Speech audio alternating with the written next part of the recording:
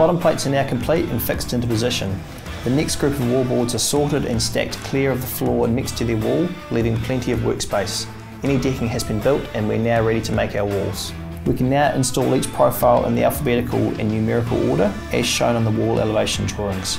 But before we get started, there are a few points to keep in mind. While all care is taken in the factory to ensure all electrical tie rod ducts and trenches are drilled in the correct locations, occasionally one is missed out. Every profile should be checked and cross-referenced with the wall elevations and electrical plan to ensure that ducts and trenches are in the correct location. If you want an additional duct, you can do this by using a 25mm drill bit. To create a trench, you can drill 2 holes side by side and chisel out the excess in the middle. Some profiles also have heavier markings such as knots and grains. Luckily, profile layers 2 to 16 are often interchangeable. Boards which have heavier grains or knots are often preferred and can be put at eye level.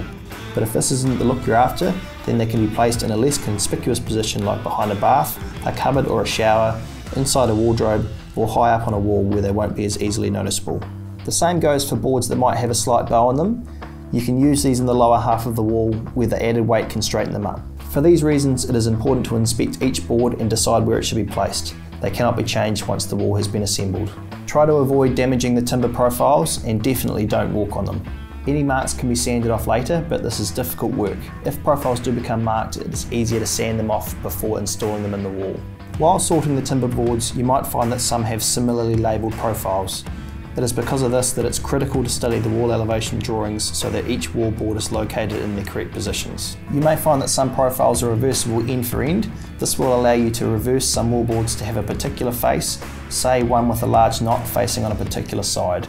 Again, it's essential to study the wall elevation drawings as some ducting or tie rod holes may need to be re-drilled. Make sure all electrical ducts and tie rod holes are continuous through the wall where specified. Before placing a board, check that the tongue and groove of both of the board you're placing and the board it's being placed on top of are clear of any splinters or debris. We'll also need to check that all the ducts are in the correct position and line up with those underneath. After each profile has been placed, it should be driven into position with a 3 kg hammer. Make sure you hammer across the entire profile and be sure to use a hammered block. Never strike directly onto the profile. Be careful to tap the profile down gently over the full length first, and only when the profile appears to be a proper fit should the heavier hammer blows be used. If you've put too much sealing compound in the notches or installed the clip joint metal plate incorrectly, you will not be able to hammer the profiles down. In order to correctly weather seal the home, make sure that a foam seal is applied correctly to all external full notches. We also need to make sure that mastic is applied to all external clip joint notches. When using boss ticket clip joints, run a bead down the face of each notch where they meet, and also put the sealant on top of the notch underneath the clip joint plate. If the foam seal or sealant is not applied correctly at the assembly stage, it's almost impossible to correct later. Ensure that clip joints are tensioned with the Fraemohs tension tool to the correct position and the metal plates are placed correctly. When joining a clip joint, ensure the 2 boards are at the correct distance apart and the grooves line up exactly before inserting the plate. Only remove the tensioning tool after the clip joint plate has been properly located and screwed down. As you build your house, you'll see how the window and door openings fall into place.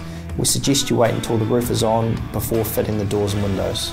During construction, you'll find that a lot of sections can be erected independently from the rest of the house. It will become obvious how far you can go in one particular area before having to start somewhere else. Some wall openings require lintel screws inserted into the profiles above them. Study your engineer specifications to see if your plans contain any. If so, note how they start from the first full profile immediately above the opening. A sash clamp or similar is required if the boards aren't tight down on top of each other, as these screws will permanently fix them in place, and if there's a gap between the boards once they've been screwed down, the gap will widen as the building settles. As the gables are assembled, the beams should be installed and fixed. As you work your way up the gables, screw down the rake and cut ends of the profile. Many of the gable wallboards can appear symmetrical and can be unintentionally turned round end for end.